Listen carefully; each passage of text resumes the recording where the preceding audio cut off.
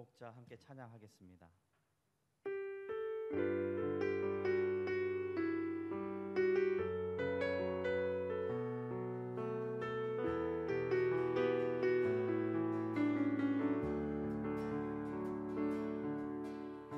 선하신 목자 날 사랑하는 분 주 인도하는 곳 따라가리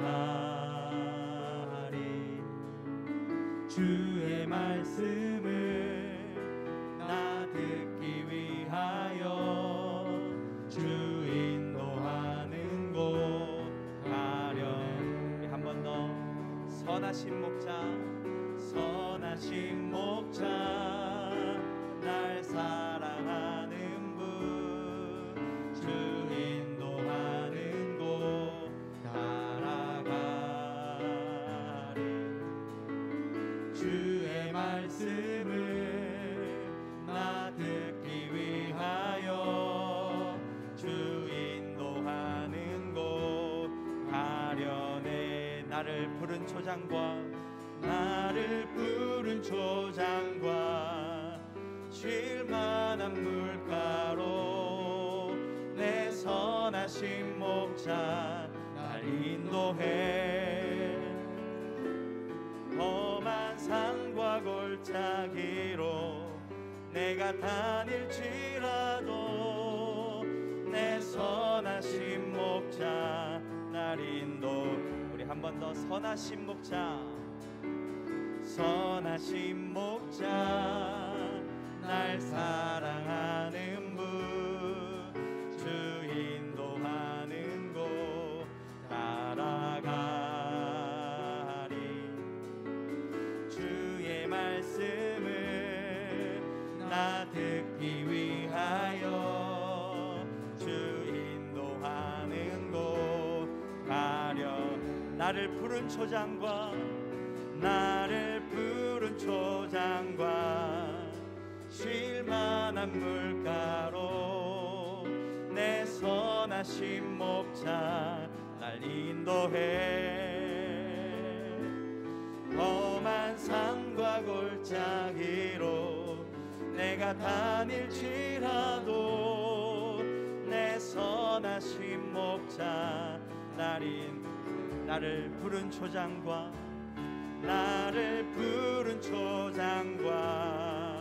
쉴만한 물가로 내 선하신 목자 날 인도해 험한 산과 골짜기로 내가 다닐지라도 내 선하신 목자 나를 푸른 초장과 쉴만한 물가로 내 선하신 목자 날 인도해 험한 산과 골짜기로 내가 다닐지라도 내 선하신 목자 날 인도해 선한 목자 구세주 항상 인도하소서 항상 인도하소서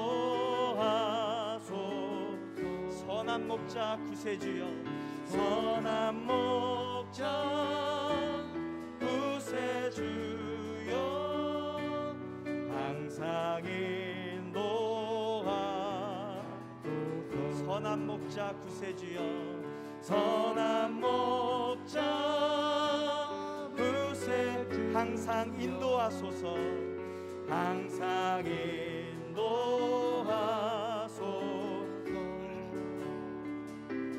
선한 목자 구세주여 항상 인도하 선한 목자 구세주여 선한 목자 구세 지금 나아갑니다 지금 나아갑니다 되신 선한 목자 구세주여 지금 나아갑니다. 지금까지 지내온 것 지금까지 지내온 것 주의 크신 은혜라 한이 없는 주의 사랑 어찌 이루 말하랴 자나깨 나 주의 손이 항상 살펴주시고 모든 일을 주 안에서 형통하게 하시 몸도 맘도 연약하나 새 힘받아 살았네 물 붓듯이 부으시네 주의 은혜 족하다 사랑 없는 거리에 나 험한 산길 헤맬 때 주의 손을 굳게 잡고 찬송하며 가리 한 번 더 지금까지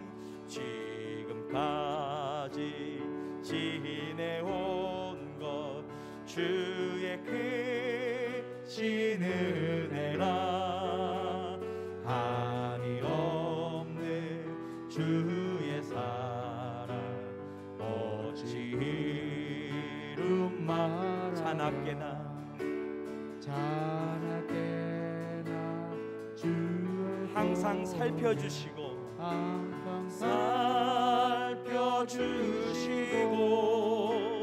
모든 일을 주 안에서 영롱하게 하시 몸도 맘도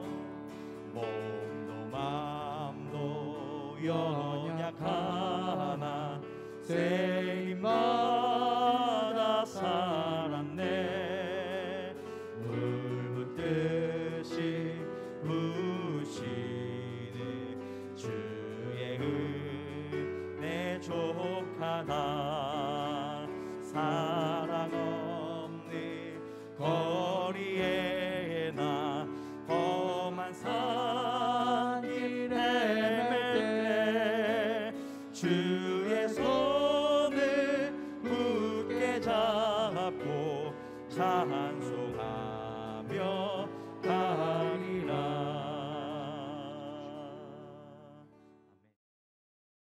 그가 찔림은 우리의 허물 때문이요 그가 상함은 우리의 죄악 때문이라. 그가 징계를 받음으로 우리는 평화를 누리고 그가 채찍에 맞음으로 우리는 나음을 받았도다. 우리는 다 양 같아서 그릇 행하여 각기 제 길로 갔거늘 여호와께서는 우리 모두의 죄악을 그에게 담당시키셨도다. 아멘. 우리의 죄악 때문에 독생자를 내어주신 하나님 아버지의 은혜에 감사합니다. 우리를 대신하여 찔리고 상하며 징계를 받고 채찍에 맞을 것을 아시면서도 기꺼이 이 땅에 오신 예수 그리스도의 크신 사랑 감사합니다. 우리로 그 은혜와 사랑을 잊지 않고 구원받은 자의 삶을 살도록 이끌어 주시는 성령님 감사합니다. 삼위 하나님께 힘입어 오늘 예배의 자리에 있게 하심에 감사와 찬양을 올려드립니다. 비록 한 자리에 모이진 못하나 각각의 자리에 임재하신 한 성령을 통해 한 마음으로 예배드릴 수 있도록 인도하여 주시옵소서. 2020년의 마지막 주일입니다. 코로나19로 일상이 변하고 예측할 수 없는 내일로 불안해하며 한 해를 몽땅 빼앗겨버린 것 같은 허탈한 마음이 들지만 돌이켜보면 그런 상황 중에 우리의 삶을 지키시고 돌보시며 주관하시는 주님이심에 감사합니다. 2021년 새해도 오직 주님만이 우리의 힘 되실 것에 감사하며 그 주님만 바라보는 모두가 되길 간구합니다. 달라진 일상으로 주어진 개인의 시간을 허투루 보내지 않고 말씀과 묵상으로 주님과 더욱 깊이 교제하며 어려움에 처한 성도들과 이웃을 위해 기도로 힘을 더할 수 있도록 인도하여 주시옵소서. 형제교회의 머리 되셔서 교회를 인도하시는 주님 감사합니다. 교회 이전을 진행하는 과정에서 새로운 건물로의 이전보다 중요한 것은 교회가 말씀 앞에 새로워지는 것임을 말씀을 통해 보이셨으니 모든 성도들이 말씀과 기도로 준비하며 새로운 일을 행하실 주님을 기대하길 간구합니다. 이전 추진위원들의 헌신 가운데 철거와 증축, 인테리어, 필요한 장비와 물품들을 정하고 재정비하는 일, 필요한 재정이 모이고 운영되는 모든 과정이 주님 주시는 기쁨과 지혜로 순조롭게 이루어지도록 은혜를 더하여 주시옵소서. 교육부서를 위해 기도합니다. 오랜 시간 함께 모이지 못하는 상황 속에서 우리의 자녀들이 말씀 속에서 주님을 만나며 우리가 처한 어떤 곳에서도 예배드릴 수 있음을 배우는 기회가 되도록 인도하여 주시옵소서. 우리가 코로나 상황으로 어려움을 느낄 때마다 더 힘든 환경에 계신 선교사님들을 기억하며 기도할 때 주님의 권능이 그 땅 가운데 살아 역사하시길 간구합니다.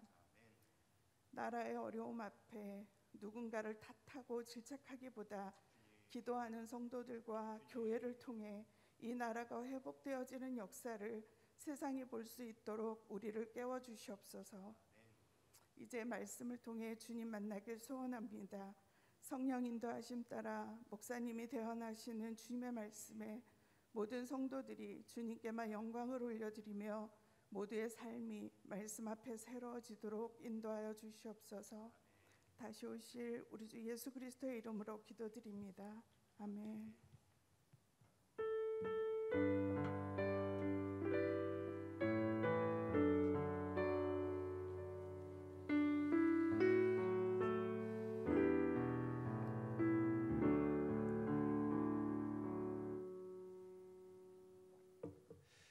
오늘 2020년 마지막 주일입니다. 끝이 좋으면 다 좋다고 그러지 않습니까? 우리 마지막 주간까지 예배 자리 지켜주셔서 감사하고 특별히 이번 한 주간 2020년 잘 마무리하고 2021년 새 소망 가운데 맞이하시는 그런 은혜가 있기를 기도합니다. 교회 소식 알려드리겠습니다. 우선 1번 광고, 우리 정부의 거리두기 정책에 따라서 주일 예배 비대면 온라인 예배로 드리고 있습니다. 2번 광고가 내년부터 바뀌는 좀 중요한 광고인데요.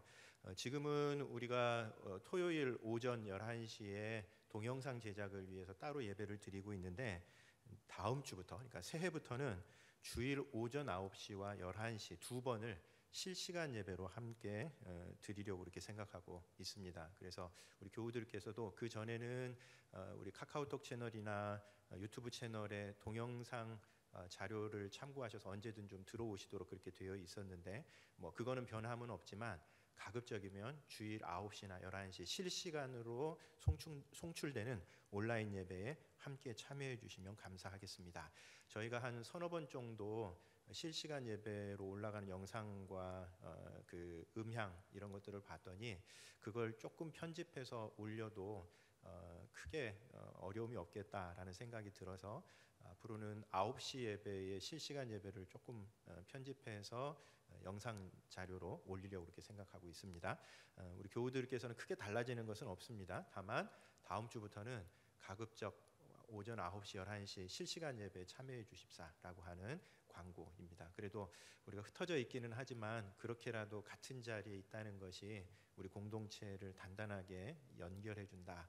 그런 생각들을 하게 됩니다. 그래서 다음 주부터 가급적 9시, 11시 실시간 예배에 함께 참여해 주시고 혹시 어려우신 분들은 예전과 같이 제공되는 영상 자료 가지고 개인 예배 반드시 드릴 수 있도록 해주시면 감사하겠습니다. 3번 광고, 송구 영신 예배에 관한 광고입니다. 뭐 성탄절도 그렇고 우리 뭐 연말도 그렇고 별다른 행사나 이런 거 없이 좀 지나가고 있는데, 그래도 이번 주 목요일 날이 우리 송구 영신 예배로 드리는 날입니다. 그래서 이 예배도 11시에, 저녁 11시에 실시간으로 함께 드리려고 생각하고 있습니다. 어차피 뭐 다른 데 이동하시기 쉽지 않은 기간이니까 저녁에 교회에 오는 대신 우리 유튜브 채널로 그 중계되는 송구 영신 예배 함께 참여하실 수 있으면 좋겠고요. 4번 광고, 1월 1일이 이번 주 금요일이어서 금요기도회도 이번 주까지는 쉬도록 하겠습니다. 그리고 5번 광고, 계속해서 다락방 릴레이 기도회 진행 중입니다. 교회와 민족 열방을 위해서 우리가 모이지 못하는 상황 속에서도 함께 기도할 수 있도록 우리 다락방 목자들의 인도를 따라서 중보기도 힘써 주시면 감사하겠습니다.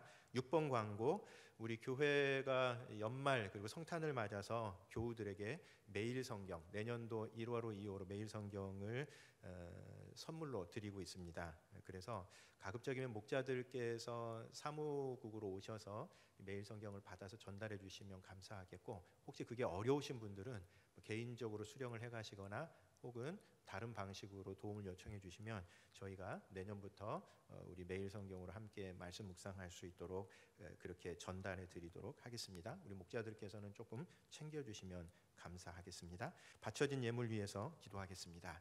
주님, 한 해를 마무리하며 마지막 주일 예배로 이 시간 저희들이 함께 주님 앞에 모였습니다. 지난 한 해 참 다사다난했지만 하나님께서 여기까지 인도해 주셔서 참 감사합니다. 이번 한 주간 동안 묵은 것들 잘 흘려보내고 새로운 소망 가운데 2021년 새해를 맞이할 수 있도록 하나님께서 우리의 마음 가운데 역사해 주시옵소서. 특별히 주님 앞에 나올 때에 하나님께서 베풀어 주신 크신 은혜 생각하며 주 앞에 작은 것 예물로 바칩니다. 향기로운 제물들로 흠양하여 주시옵소서. 특별히 열의 하나를 구별하여 드리는 손길 하나님께서 기억하옵소서. 우리가 우리 주변의 여건으로 인하여 넉넉하지 않은 가운데에도 하나님께서 꼭 필요한 때에 가장 좋은 방법으로 채워주실 것이라는 믿음 위에 우리가 신앙의 고백으로 열의 하나를 구별하여 드립니다.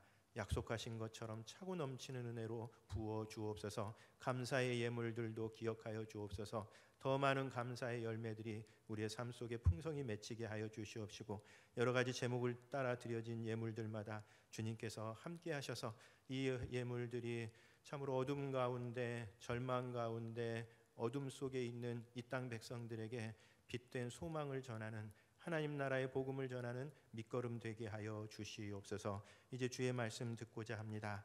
하나님께서 각 사람들의 마음을 열어주셔서 필요한 대로 주께서 말씀하옵소서. 예수님 이름으로 기도하옵나이다. 아멘. 오늘 우리에게 주시는 하나님의 말씀은 출애굽기 15장 22절부터 27절까지의 말씀입니다.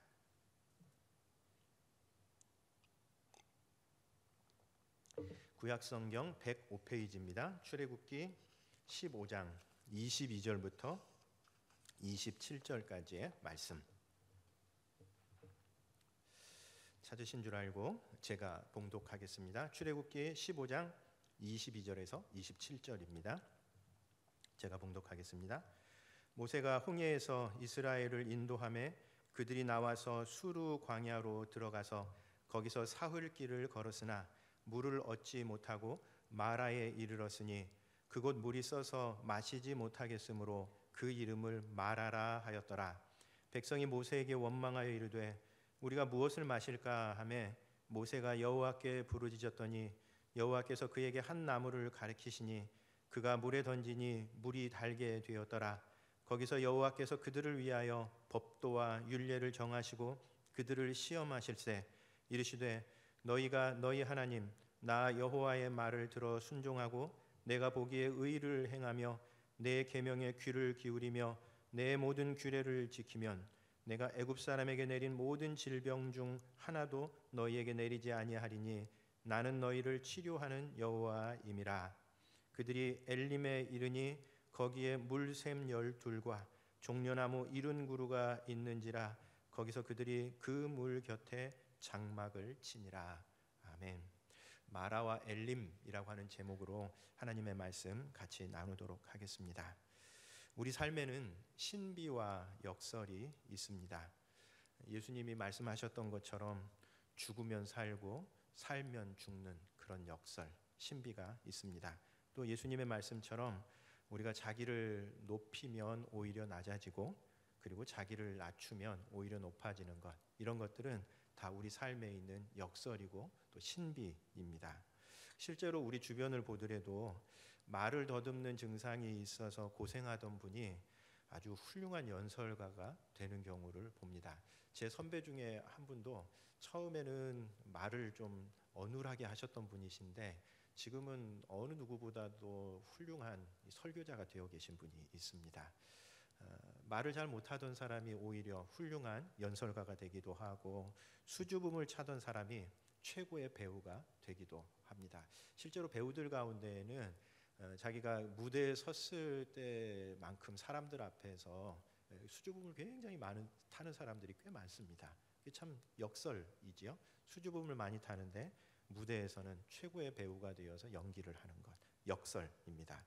또 부모에게 학대받으면서 자랐었던 사람인데 그 학대를 다른 사람들에게 되갚아주기보다는 오히려 사랑과 지혜가 넘치는 부모가 되는 그런 경우들도 우리가 참 많이 우리 주변에서 볼 수 있습니다.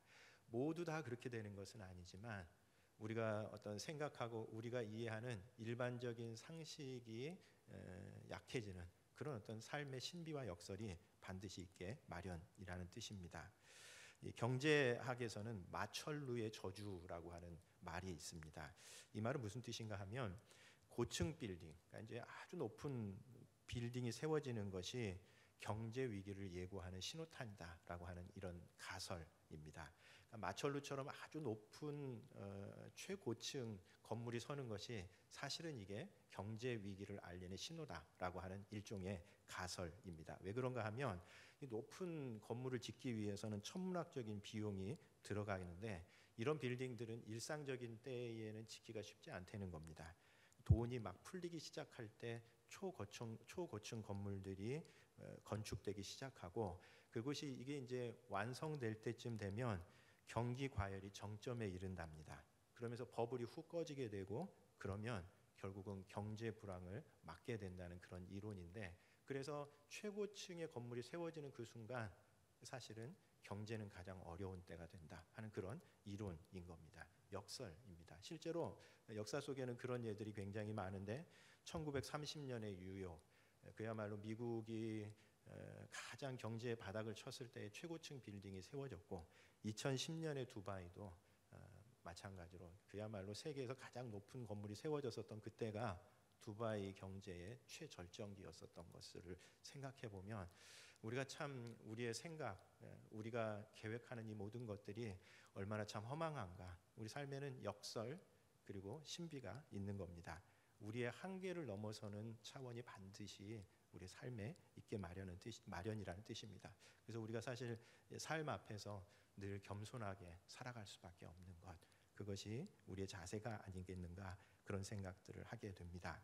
오늘 우리가 출애굽기 15장 19절부터 22절부터 27절까지의 말씀을 읽었는데 오늘 본문에서도 이스라엘 백성들이 역설적인 상황에 맞닥뜨립니다. 왜냐하면 바로 출애굽기 14장 15장 바로 이 앞에 있었던 이 사건은 이스라엘 백성들에게 있어서는 그야말로 엄청난 하나님의 은혜를 경험했었던 사건입니다.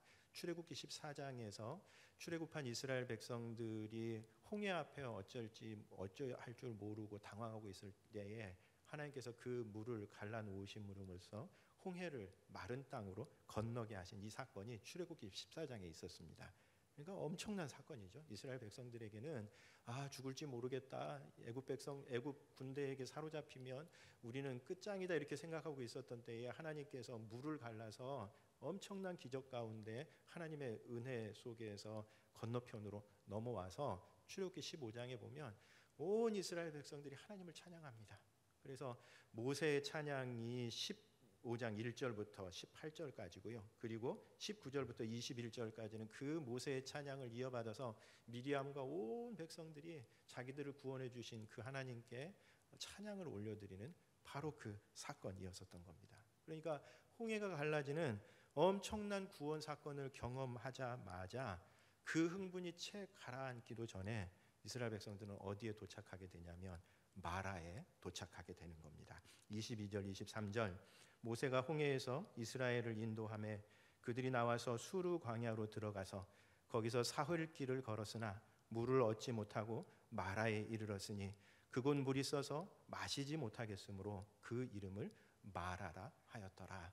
엄청난 하나님의 구원 사건을 경험하고 이제 광야길을 걸어가는데 처음 만난 곳이 마라라는 곳이었다는 겁니다. 왜 마라냐면 그곳에서 물이 있어서 물을 마시려고 했는데 이 물이 마실 수 없는 쓴 물. 근데 이게 단순히 마시지 못할 정도의 물이 아니라 사실은 이 물을 먹으면 죽거나 병에 걸리는 그런 물이었었던 것 같습니다. 왜냐하면 26절에 보면 거기 하나님께서 나는 너희를 치료하는 여호와이다 라고 약속하시는 이유가 무엇기 때문에 그랬겠습니까?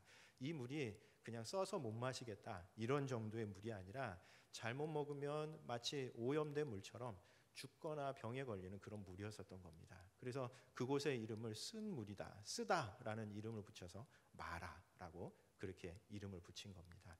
그러니까 그 이전에 하나님의 놀라운 은혜를 경험했는데 얼마 지나지 않아서 자칫 잘못하면 죽을 수도 있는 이런 어떤 인생의 쓴 경험을 맛보게 되고 그리고 그 마라를 지나고 나니까 마라의 위기를 지나고 나니까 엘림에 이르러서 안식을 누리게 되는 겁니다. 27절 그들이 엘림에 이르니 거기에 물샘 열둘과 종려나무 이른 구루가 있는지라 거기서 그들이 그 물 곁에 장막을 치니라. 그래서 하나님의 구원을 놀라운 구원을 경험하자마자 마라의 그런 고통을 경험하고 또 그 고통이 지나자마자 이제는 엘림에 이르러서 잠시 안식을 취하게 되는 것. 그런 점에서 이 마라와 엘림은 우리 인생에 늘 공존하고 있는 역설과 신비를 보여주는 이름들이 아닌가 그런 생각을 합니다. 일이 잘 풀리는 것 같다가도 어느 순간인가 갑자기 꼬이기 시작하고 이 문제 때문에 더 이상 내 삶의 미래는 없다라고 절망하는 그 순간에 어느덧 다시 엘림과 같은 곳에 이르러서 하나님께서 안식할 수 있도록 해주는 이런 어떤 역설과 신비가 있는 것, 이것이 우리 인생이라는 뜻입니다. 아마 2020년을 우리가 정리할 때에 2020년은 우리에게 마라와 같은 시기가 아니었나 그렇게 생각을 합니다. 우리 잘 아는 것처럼 1월 중순부터 급격하게 이 코로나19 바이러스가 확산되기 시작하면서 사실 그게 길어야 두세 달이면 끝나겠거니 생각하고 있었던 우리의 예상을 완전히 빗나가서 1년 내내 그 코로나의 위기 속에서 우리가 어찌할 바를 알지 못하고 당황하고 때로는 우울감을 느끼고 무기력한 그런 한 해, 그게 2020년 1년이었기 때문에 그렇습니다. 돌이켜보면 변한 것들이 굉장히 많습니다. 우선 하루를 코로나 브리핑으로 보통 시작을 했습니다. 예전 같으면 오늘 날씨가 어떤가, 비가 오나 이런 것이 가장 우선적인 관심사였을 텐데, 혹은 지난 밤에 무슨 사건은 없었나 이런 게 가장 이슈였는데, 요 1년 동안 최고의 우선순위는 어제 몇 명의 코로나 확진자가 발생했는가, 세계는 어떻고 우리는 어떤가, 이거를 들으면서 매일 똑같이 들으면서, 그리고 그 듣지 않으면 왠지 마음이 좀 허전한 그런 어떤 상황 속에서 1년을 보내온 겁니다. 그리고 무엇보다 내가 걸리는 건 괜찮은데 나 때문에 다른 사람들이 누가 되지 않을까. 내가 확진자가 되는 순간 내 주변에 있었던 사람들이 전부 다 2주 동안은 격리될 뿐만 아니라 내가 아무런 의식 없이 이 전파자가 되면 누군가가 그것 때문에 엄청난 고통을 겪고, 그 전파자가 된 사람들의 그 마음의 고통이 진짜 심하다고 그러더라고요. 그러니까 그럴지도 모른다라고 하는 이 위기의식이 있는 겁니다. 그래서 사람들을 만날 때에도 나 혼자 때문이 아니라 다른 사람들을 배려하면서 마스크를 꼭 쓰고, 또 만나는 사람들의 그런 관계도 굉장히 제한적으로 우리가 1년 내내 지내왔을 뿐만 아니라 아마 이 상황은 적어도 1년 정도는 갈 것이다, 그렇게 보통 예측을 합니다. 왜냐하면 치료제나 백신이 완전하게 다 나와야 될 텐데 우리나라 사람들이 다 소위 말하는 집단 면역의 상태에 가려면 적어도 가을, 아마 겨울까지는 가야 할 것이다, 내년도 겨울까지는 가야 할 것이다 라고 그렇게 예측하는 것을 생각을 해보면 아마 1년 정도는 우리가 이 상황을 계속해서 보내야 할 것 같습니다. 그리고 그 코로나로 인해서 어려움을 겪는 사람들이 굉장히 많습니다. 사람들하고 만나서 이야기를 해보면 불면증에 시달리는 사람도 있고 왠지 모르는 불안감도 있고요. 또 우울감을 느끼는 사람들도 있고 무기력증을 느끼는 사람들도 있습니다. 저도 한 여름쯤 돼서 지금도 사실 좀 그렇기는 한데 밤에 새벽에 깊은 잠을 자지 못하고 깨면 그때부터 이제 계속해서 머릿속에서 온갖 생각들이 막 굴러가기 시작하면 이게 잠을 잘 자지를 못하는 겁니다. 또 마음도 이게 어떤 때는 되게 평안했다가 어떤 때는 갑자기 불안해지는 이런 어떤 모습들을 반복하는데 이거 내가 왜 이럴까 이런 생각을 했는데 나중에 우리 다락방 식구들하고 같이 이야기를 하고 친구들하고 이야기를 해보다 보니까 꽤 많은 사람들이 그 비슷한 증상을 겪고 있더라고요. 그래서 이게 나만 그런 게 아니고 우리가 지금 이 코로나19라고 하는 이 상황 속에서 누구나 다 겪는 어려움이구나 이런 생각들을 해보게 된 겁니다. 사람이라면 다 누구나 그런 똑같은 어려움을 겪고 있는 겁니다. 게다가 이런 어려운 상황 속에서 훨씬 더 큰 어려움을 겪는 분들이 우리들에게 있습니다. 그래서 경제적인 어려움을 지금도 겪고 있는 분들도 있고 이 상황에서 급격하게 건강이 나빠지신 분들도 있고 또 사업하는 분들이 겪는 그 고충, 제 친구들 가끔 만나서 중소기업들 운영하는 친구들 이야기를 들어보면 지난 한 해 한 두세 달 휴업을 했었는데 그걸로도 해결이 안 돼서 이제 정리해야 된다는 그 생각을 할 때마다 마음이 너무 무겁다는 거예요. 그동안 같이 일해왔었던 사람들을 누구를 정리하고 누구를 남기는 이 일이 자기가 너무 무거운 일이라고 얘기하는 것을 들을 때에 참 이 상황 속에서 우리가 다 힘들어하고 있구나 이런 느낌을 가지면서 지내는 겁니다. 게다가 그 와중에 또 사랑하는 사람들을 잃어버린 사람들도 있고 하는 것들을 돌이켜보면 이게 코로나19라고 하는 이 상황 속에서 또 다른 불행이 엎친 데 덮친 이런 어려움 이것이 우리를 더 힘들게 만들었고 그래서 우리 지난 한 해를 돌아볼 때 우리 인생에 우리 개인의 삶은 물론이고 우리 사회 전체 심지어는 지구촌 전체가 이 마라 앞에서 어떻게 해야 될지 모르는 어떤 그런 당황, 무기력감 이런 것들을 느끼면서 우리가 한 해를 보냈다는 뜻입니다. 그런 것들을 생각해 보면 우리가 그 모든 어려움을 어쨌든 견뎌내고 우리 스스로 불안함을 느끼고 우리 스스로 참 모자라는 점들도 많이 있다고 우리가 잘 알고 있지만 그럼에도 불구하고 그 모든 어려움을 이겨내고 여기까지 온 것만 해도 참 대견하다 그런 생각을 합니다. 그래서 이 자리에 함께 있는 우리 성도님들 여기까지 오시게 된 것 지난 한 해 동안 참 수고 많으셨습니다. 그 모든 어려움들 가운데에도 어쨌든 살아내기 위해서 부단히 노력하고 애쓰면서 여기까지 서게 된 것 우리 서로 격려했으면 좋겠습니다. 자기 자신에게 대해서도 수고했다고 애썼다고 그렇게 좀 격려하는 시간이 되었으면 좋겠습니다. 이 정혜신 교수라고 하는 분이 있습니다. 이 정혜신 교수는 정신과 의사이신데 그러니까 이제 사람들의 마음의 이야기들, 특별히 정서적으로 마음이 어려움을 겪는 사람들의 이야기를 듣고 그 사람들의 마음을 어루만지는 일을 오랫동안 해오신 분인데 이분이 특이한 경력 중에는 사회적인 어떤 비극, 사회적인 트라우마를 겪는 이들의 마음을 헤아리는 일을 한 30년 동안 해오신 분이십니다. 예를 들면 국가폭력에 희생당하신 분들, 예컨대 고문을 당했다든지 이런 분들의 이 삶의 이야기를 일부러 찾아가셔서 듣는 겁니다. 그리고 그 사람들이 누구에게 이야기할 사람도 없고 오랫동안 상담하면서 그들의 그 지옥과 같은 마음들의 이야기를 들어주고 그리고 그 사람들이 다시 그 마음을 풀어내고 설 수 있는 이런 일들을 해오신 분이신 겁니다. 대규모 구조조정을 당한 어떤 노동자들의 이야기 이것도 사실 개인이 잘못해서 그런 게 아닌 겁니다. 그런 불행 앞에서 사람들의 마음이 너무나 고통스러운데 그런 사람들의 이야기를 듣고 풀어주는 그런 일을 해오셨고 최근에는 또 세월호 유가족들의 이야기를 들어주고 그 유가족들의 심리 치료를 하는 것 때문에 사람들에게 굉장히 많이 주목받았었던 그런 분이십니다. 그래서 이분의 그 어떤 상담의 과거 이야기들을 들어보면 참 사람의 마음이라고 하는 것이 너무 오묘하다 이런 것들을 좀 알게 되는데 이분이 들려주시는 얘기 가운데에 20살 때의 그 5.18 현장에 있었던 한 청년의 이야기를 들려주신 경우가 있습니다.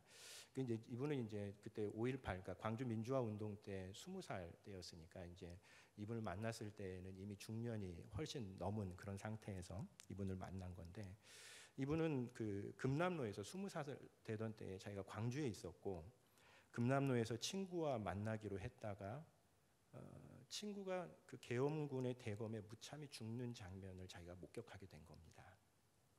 무슨 뭐 시민군에 무슨 의식이 하려고 갔던 것도 아니고 단순히 그냥 친구와 만나기로 했는데 그 상황에서 격돌하게 됐고 계엄군의 칼에 자기 친구가 그냥 죽는 그 장면을 본 겁니다. 처음에는 너무 무서워가지고 도망을 했답니다.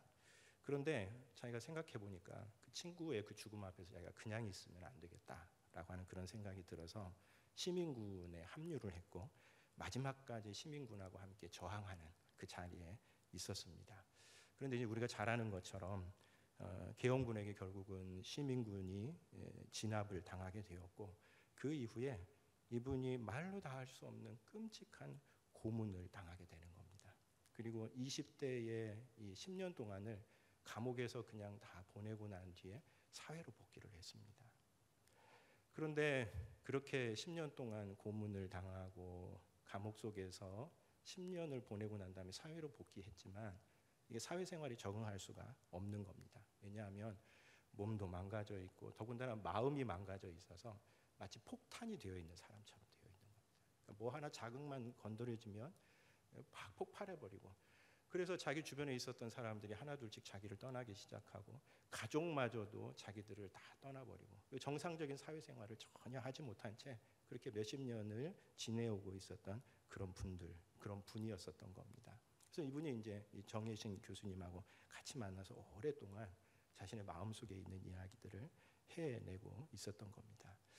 이분이 이제 상담을 해나가는 가운데에 이분이 얼핏 자기가 무슨 일을 해야 되는데 이런 이야기를 하더래요. 그래서 이 정 교수님이 선생님 그 뭐 무슨 얘기세요? 좀 자세히 들려주세요. 그렇게 얘기했더니 말을 하는 둥 마는 둥 자기가 꼭 살아서 해야 될 일이 하나 있다고 그러면서 자기가 살아가는 목적은 그거 하나라고 그렇게 얘기를 했답니다. 그게 뭐냐면 자기를 고문했었던 그 수사관을 만나서 그 괴물과 같은 수사관, 자기가 무슨 시민군이 운동권이어서 그 일을 하지 않았다는 것을 알면서도 자기를 그렇게 잔혹하게 고문했었던 그 수사관을 만나서 그 사람은 괴물이기 때문에 그냥 한 번에 죽일 수도 없고 가장 잔혹한 방법으로 그 사람을 죽이고 난 다음에 자기도 죽는 것, 그게 자기 인생의 목적이고 살아가는 목적이고, 그래서 이분이 이제 20년 동안 매주 한 번씩 그 수사관의 집을 찾아갔었답니다.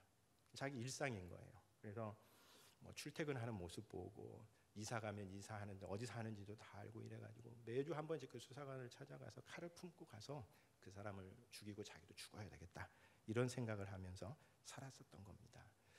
이게 자신이 마음이 잘못됐다는 걸 이분도 모르지 않았었던 겁니다. 그래서 상담을 오래 해나가는 가운데 이 이야기를 이제 마침내 하고 난 다음에 이분이 이제 눈물을 흘리면서 이 정혜신 교수님께 그런 이야기를 하는 겁니다. 교수님, 저는요 망가졌어요. 꿈을 꾸어도 그 사람 죽이는 꿈을 꿔요. 저는 쓰레기예요. 교수님, 저는 제가 괴물이 됐어요. 그런 이야기를 하면서 이렇게 눈물을 흘리더랍니다. 다 이해가 되는 그런 상황들이죠. 사실 누구도 그런 상황 앞에서 이렇게 정상적으로 살아갈 수 있는 그런 상황이 아닌 겁니다. 이때 이 정혜신 교수님께서 그 마음이 너무 이해가 됐대요. 그 사람을 미워하는 그런 마음, 그러나 자기 마음도 망가져가고 있는 그 모습들을 보면서 너무 이해가 돼가지고 이분이 그렇게 얘기를 해줬답니다. 아니에요, 선생님 다음 주에는 꼭 성공하세요. 지금의 이 상황에서 정상적으로 살아가면 그게 비정상이지. 친구가 죽는 모습을 보면서 어떻게 똑같이 살아갈 수 있고 10년 동안 자기를 고문한 사람이 있는데 그 사람 앞에서 어떻게 우리가 아무 일 없었던 것처럼 살아가겠어요? 그게 비정상입니다. 선생님 가셔서 내일은 다음 주에는 꼭 성공하세요. 이 이야기를 했답니다. 그랬더니 그제서야 이분이 이제 자기 마음이 좀 풀어지기 시작하면서 사회생활을 좀 시작하고 하더라는 그런 이야기입니다. 여러분, 사실 우리 인생의 마라 앞에서 어떤 트라우마, 개인적인 차이를 우리가 보일 수 없는 그런 상황 앞에서 누구나 당황하고 분노하고 무력감을 느끼고 실수하기 마련입니다. 다 똑같은 상황인 겁니다. 오히려 그렇지 않은 것이 비정상인 그런 상황. 아마 지난 1년이 우리들에게는 그런 상황이 아니었나 그런 생각을 합니다.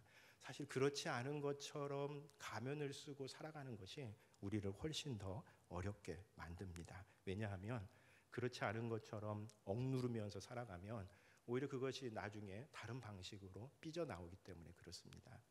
이 정 교수님이 상담했었던 여러분들 가운데에 IMF 구조조정을 해야만 했었던 한 분의 이야기가 있습니다. 이분이 이제 어떤 분이었냐면 그 IMF 때 구조조정을 막 단행해야 했었던 때죠. 이 구조조정 당하는 분들도 힘들지만 구조조정을 하는 사람들도 너무 고통스러운 겁니다.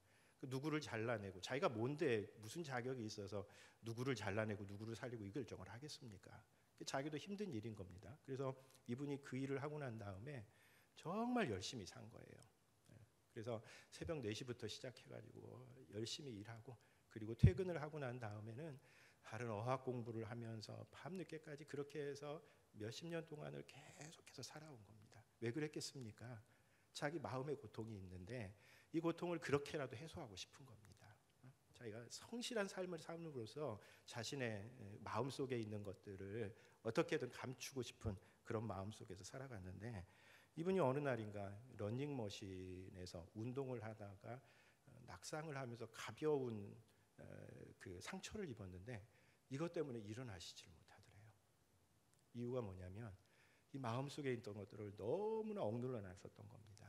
자신의 마음 안에 있었던 그 어려움들을 보지 않은 채 오랜 세월을 그냥 다른 것, 성실하게 살아가는 것, 아무 생각도 들지 않도록 자기 자신을 바쁘게 만들면서 몇십 년을 살아놓고 나니까 다른 사람들 같았으면 금방 일어날 수 있는 그런 상처였는데 불구하고 그것 때문에 무너지는 그런 모습을 보면서 오히려 우리 인생의 마라 앞에서 누구나 다 그럴 수밖에 없다. 다 불안하고 무력감을 느끼고 실수할 수밖에 없다라고 하는 것을 인정하는 이런 어떤 삶이 중요하다는 그런 뜻입니다. 우리가 이런 어떤 트라우마 앞에서 우리가 범하기 쉬운 실수가 있다고 합니다. 우리 사람이 참 묘한 것이 까닭 모를 불행, 그러니까 왜 그 불행이 닥쳤는지 알지 못하는 그 불행 앞에서 우리는 이유를 찾아야 된대요. 왜냐하면 그 불행이 왜 닥쳤는지를 알지 못하면 머리가 터져날 것 같은 그런 느낌을 받는다는 겁니다. 우리 여러분 가끔 그렇지 않습니까? 그 일이 왜 나한테 생겼는지 잘 알지 못할 때에 밤새워 고민하고 그 밤이 반복이 되는 겁니다. 그래서 반드시 원인을 좀 찾아내는데 엉뚱한 원인을 찾아내는 겁니다. 어떤 원인을 찾아내냐면 자기를 자책하는 겁니다. 자기를 자책하는 겁니다. 그 모든 불행이 자기에게서부터 시작된 것이라고 생각하면서 자기를 계속 꾸짖는 겁니다. 이 세월호 유가족 중에는 자기 자녀, 자기 자식이 죽었었던 그 이유가 자기가 아이들에게 했었던 말을 잘 들어라, 시키는 대로 잘 따라라 라고 하는 이 말 때문에 결국은 자기가 자기 자식을 죽였다라고 자책하면서 살아가는 분이 있습니다. 그러니까 움직이지 말라, 가만히 있으라 라고 하는 이 말을 듣지 않았어야 되는데 그때 듣지 않고 밖으로 나왔으면 살 수 있었을 텐데 자기가 평소에 자기 자식들에게 말 잘 듣고 착한 아이가 돼야 된다라고 하는 이 말 때문에 자기가 결국은 죽이게 됐다면서 평생 자기 가슴에 못을 박으면서 살아가는 분이 있는 겁니다. 여러분, 그 부모의 가르침이 뭐 잘못이겠습니까? 잘못이라고 하면 오히려 빨리 이동시키지 않은, 그리고 구조해야 될 책임의 그 상황 앞에서 자신의 책임을 방기한 사람들이 잘못이지 자식을 가르쳤던 그 부모가 무슨 잘못이겠습니까? 그러나 사람의 마음은 그렇다는 겁니다. 까닭 모를 불행 앞에서 이 견디지를 못하는 겁니다. 그래서 이상한 어떤 이유를 하나 찾아야 되는데 그 이유를 자기 자신에게서 찾는 사람들이 있다는 겁니다. 혹은 혐오하면서 아무런 관계없는 다른 사람들에게서 그 원인을 찾는 사람들도 있다는 겁니다. 예를 들면 우리 잘 아는 일본의 관동 대지진이 일어났을 때에 그 일본 사람들이 다 한국인들이 일으켰다라고 하면서 한국인들에게 잘못을 뒤집어 씌웠었던 거라든지, 코로나 초기에 중국인들을 보면서 우리가 혐오했었던, 물론 중국에서 처음 발생이 되었겠지만 그러나 중국인들을 향해서 혐오한다고 해서 그게 무슨 득이 되겠습니까? 아무런 득이 되지 않는 겁니다. 이런 어떤 까닭 모른 불행 앞에서, 마라 앞에서 우리들 스스로를 자책한다고 그래서 그것이 문제 해결에 아무런 도움이 되지 않고, 또 이런 상황 앞에서 아무런 관계없는 누군가를 향해서 손가락질하면서 그 사람을 혐오하는 것, 그것도 아무런 도움이 되지 않는다는 겁니다. 그래서 지금의 이 상황들은 우리의 마음을 잘 관리해야 될 때입니다. 누구나 다 그렇다. 누구나 다 이 트라우마 앞에서 약해지고, 누구나 다 불안해하고, 누구나 다 우울감을 느끼고 무기력감을 느끼고 있다. 그러니 나 스스로를 자책할 필요도 없고요, 누군가 제3자를 찾아내서 그 사람을 향해서 손가락질할 필요도 없는 겁니다.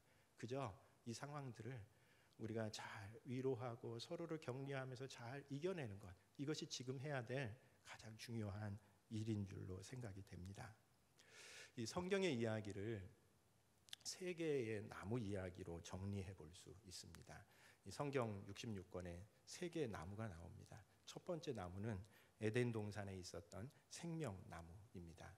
우리 에덴 동산에 선악을 알게 하는 나무도 있었지만 생명나무가 있었죠. 아마 그 생명나무는 에덴 동산에 있었던 사람들이 함께 먹으면서 영원한 삶을 살 수 있는 그런 어떤 생명의 근원이 됐었을 겁니다. 그런데 우리는 아담과 하와가 범죄한 이후에 더 이상 이 생명나무에 접근할 수 없게 되었습니다.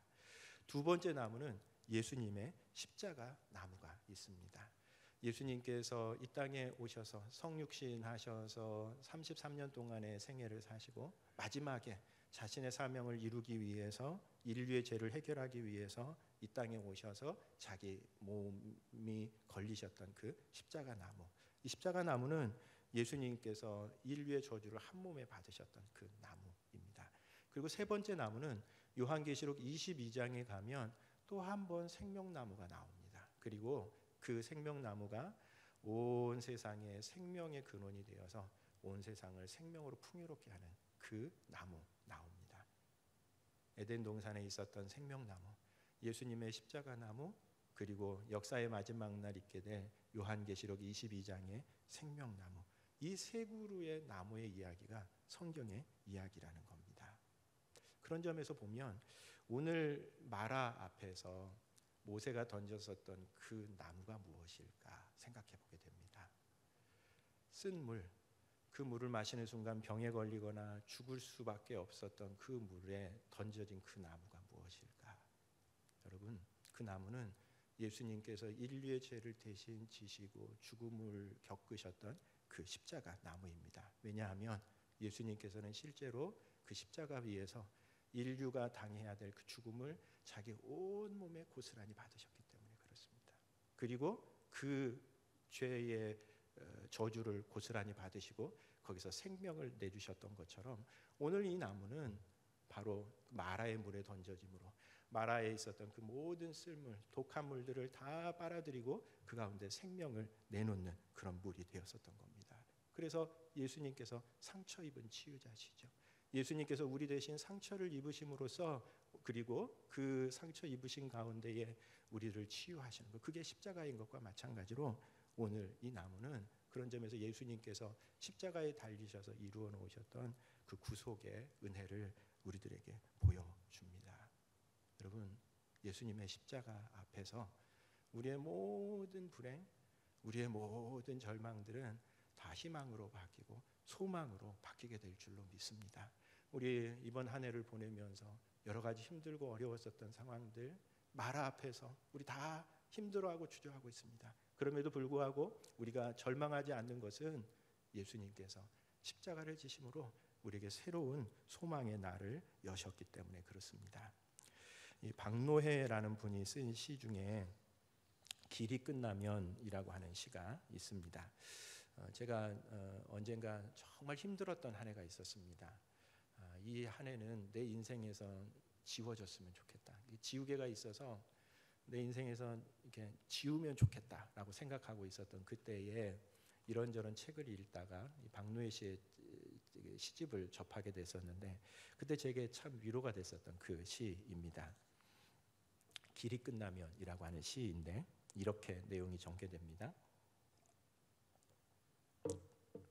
길이 끝나면 거기 새로운 길이 열린다. 한쪽 문이 닫히면 거기 다른 쪽 문이 열린다. 겨울이 깊으면 거기 새 봄이 걸어 나온다. 내가 무너지면 거기 더 큰 내가 일어선다. 최선의 끝이 참된 시작이다.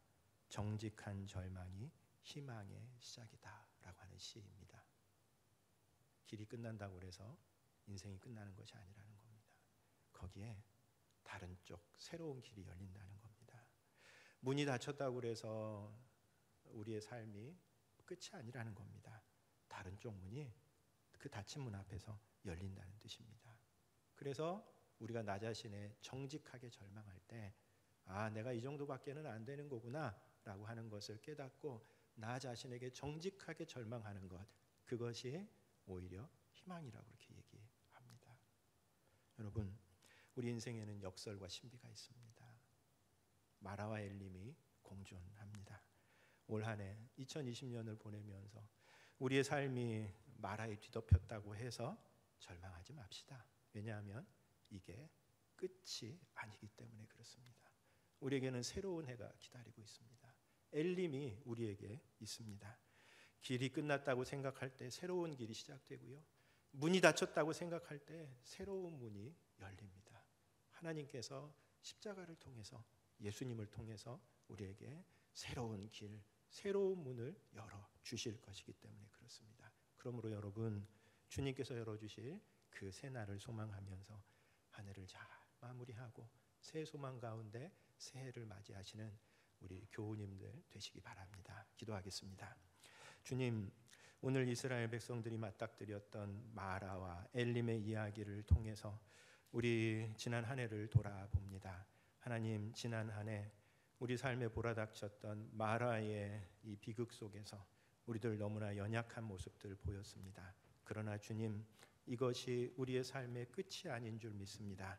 마라 앞에 당황했었던 이스라엘 백성들을 다시 엘림으로 이끌어서 그곳에서 안식을 주셨던 것처럼 주님, 올 한 해 2020년 우리 안에 있었던 모든 묵은 것들을 다 흘려보내고 새로 우리에게 열어주실 2021년 한 해를 새 소망 가운데 맞이하는 우리들 될 수 있도록 역사해 주옵소서. 예수님 이름으로 기도하옵나이다. 아멘. 우리 다 함께 일어나셔서 주 사랑이 나를 숨쉬게 해 같이 찬양하겠습니다.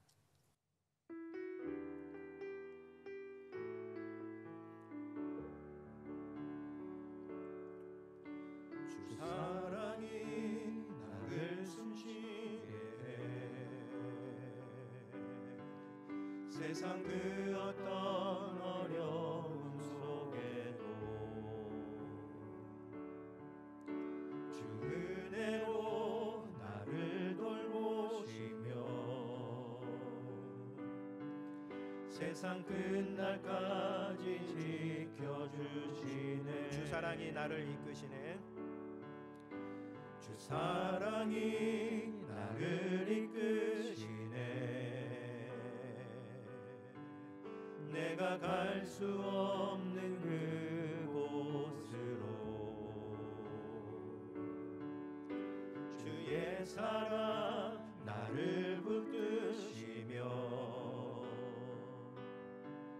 세상 끝날까지 인도하시네. 주님만이 내 아픔 아시며 주님만이 내 아픔 아시며 주님만이 내 맘 어루만지네. 어느 누구도 나를 향하시 주님의 사랑을 끊을 수 없네. 주님만이 내 능력이시며 주님만이 나의 능력이시네. 어느 누구도 나를 향하시 주님의 사랑을 끊을 수 없네. 주님만이 내 아픔 아시며 주님만이 내 아픔 아시며 주님만이 내 맘 어루만지네. 어느 누구도 나를 향하시 주님의 사랑을 끊을 수 없네. 주님만이 내 능력이시며 주님만이 나의 구원이시네. 어느 누구도 나를 향하시 주님의 사랑을 끊을 수 없네. 이제는 우리 대신 죽음의 권세를 물리치신 우리 주 예수 그리스도의 은혜와 아버지 하나님의 크신 사랑과 성령의 교통하심이 인생의 말아를 새로운 생명의 기운으로 바꾸어 주실 것을 소망하는 가운데 2021년을 맞이하기로 결심하는 형제교회 모든 믿음의 교우들 위해 이제부터 영원토록 함께 하시옵기를 간절히 축원하옵나이다. 아멘.